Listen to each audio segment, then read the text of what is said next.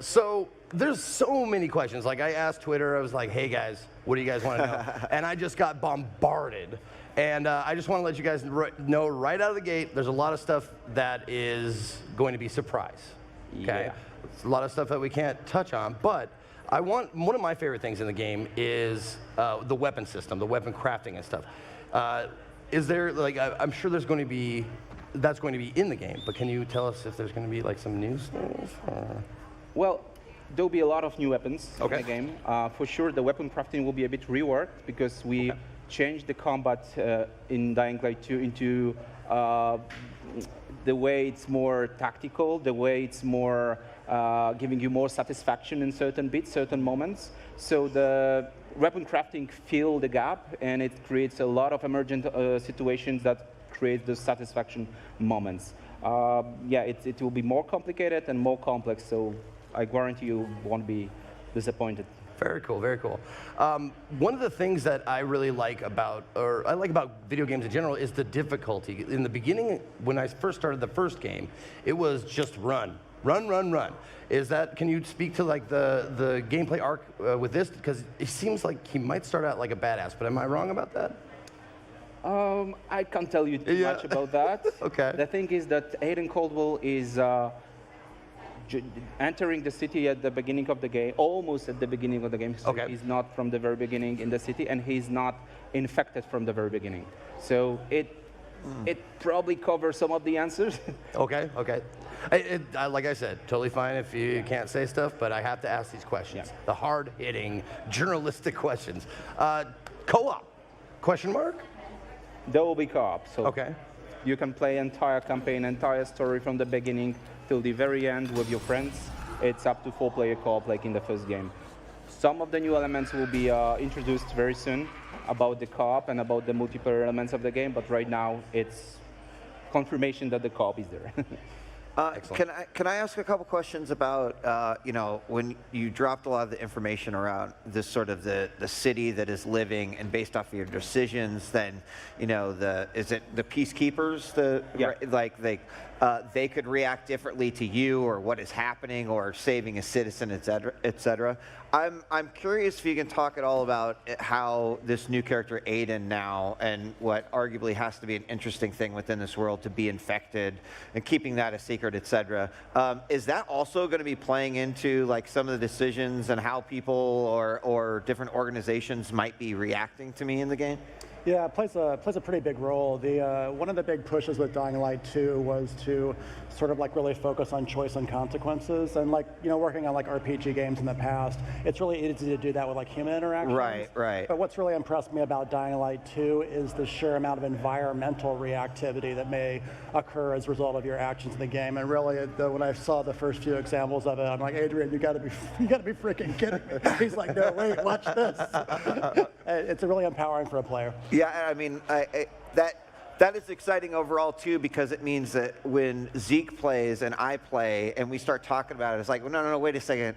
That didn't happen. It's like, well, I made these decisions. And to me as a player, that is also interesting because I tend to be a good player on the side of like maybe chaotic good, but more good. And when you get put up with those even more difficult decisions and you don't know what effect that will have, like on the ripples on the world, that's super exciting.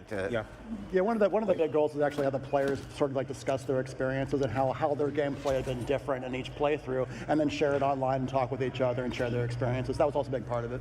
Yeah. And when you talk, like you actually mentioned each playthrough, can you talk about like the replayability factor?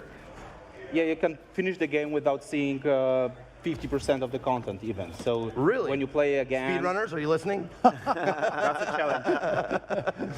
So the cool thing is like when you're playing again, you know the consequences based on your previous choices. Mm-hmm. So now you can turn left, turn right, and play it differently, and the world will look different.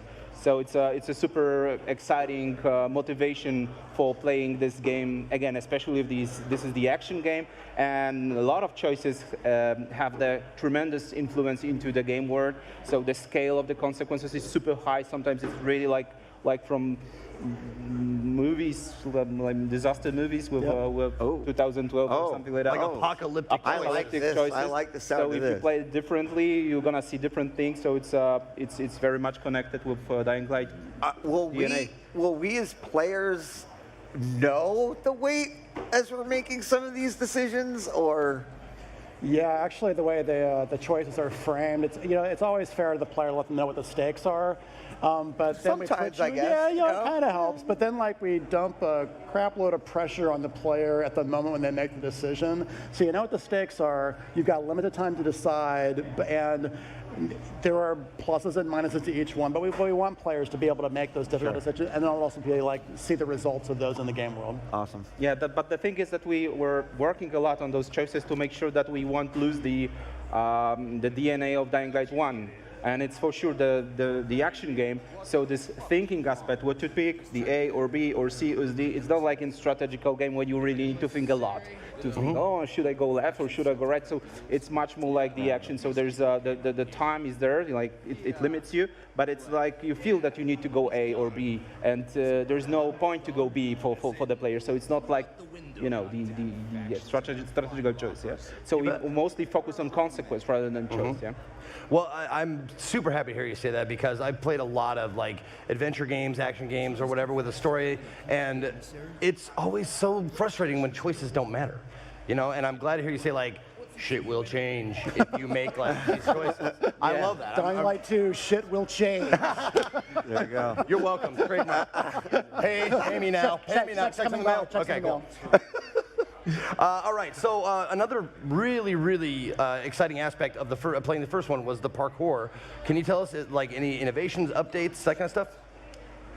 Yeah, we doubled the move of the parkour moves, so that's the one thing. So it's much more fluid when you're just exploring to the city.